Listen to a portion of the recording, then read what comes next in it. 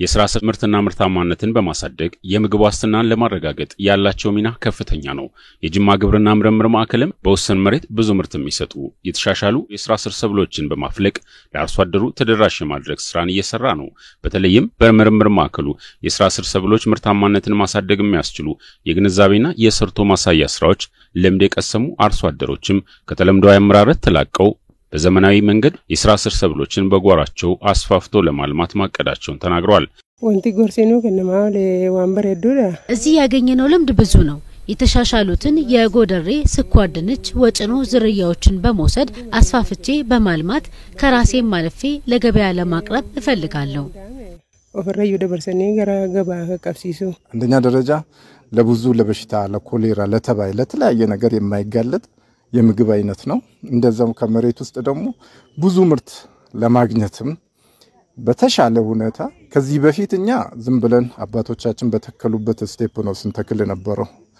አሁን ግን እንደዚህ ምናምን ስልጠና እየቀሰምን የተለያየ ኮምፖስት ከዚህ በፊት አርሶ አደር እኛ ስንምንጠቀመው ለተለያየ ለጤፍ ለማሽላ ለተለያየ ለበቆሎ እንጂ ማዳበሪያ ኮምፖስት ምናምን የመሳሰሉትን ለስር ለእንደዚህ አይነት ምግብ ማንንም እንደዚህ አይነት ነገር ሳይጠቀም ነበር ሲሰራ የነበረው።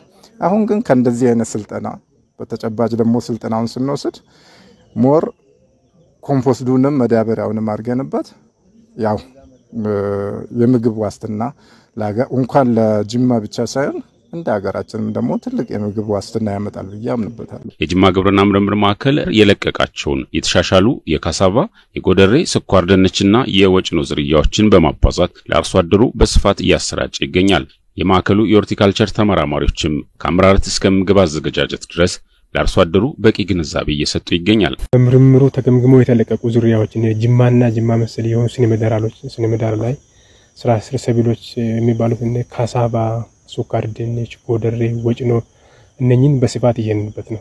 ከዚህ አንፃር የጅማ ግብርና ምርምር ማዕከል ካሳቫ ላይ ዝርያ ለቋል፣ ወጭኖ ላይ አንድ ዝርያ ለቋል፣ ስኳር ድንች ላይ አንድ ዝርያ ለቋል። እነኚህን የተለቀቁትን ዝርያዎች በስፋት በማባዛት አርሶ አደሩ ጋር ተደራሽ እንዲሆን በስፋት እያሰራጨን እንገኛለን። የተለያዩ ስልጠናዎችን በየአመቱ እንሰጣለን።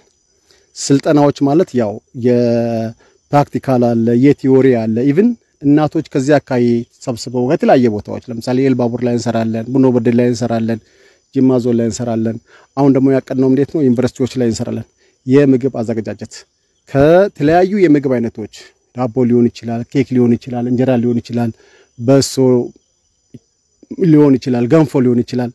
እነኚህን ከነኚህ የሥራ ሰብሎች እንዴት ማዘጋጀት ይቻላል የሚለውን ነገር አይ ቲንክ እናቶች በተለያዩ ተቋማት ጋር አብረን እየሰራን ያለ ነው ማለት ነው። የውቀት ሽግሩ በጣም እየሄደ ነው።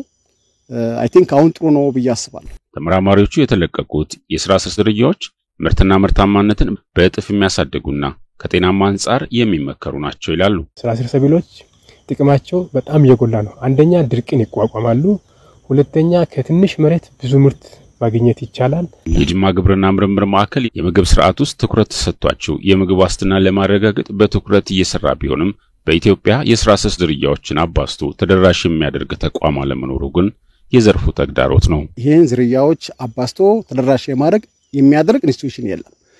የግብርና ምርምር ማዕከላቶች ናቸው ይሄን ስራዎች እየሰሩ ያሉት።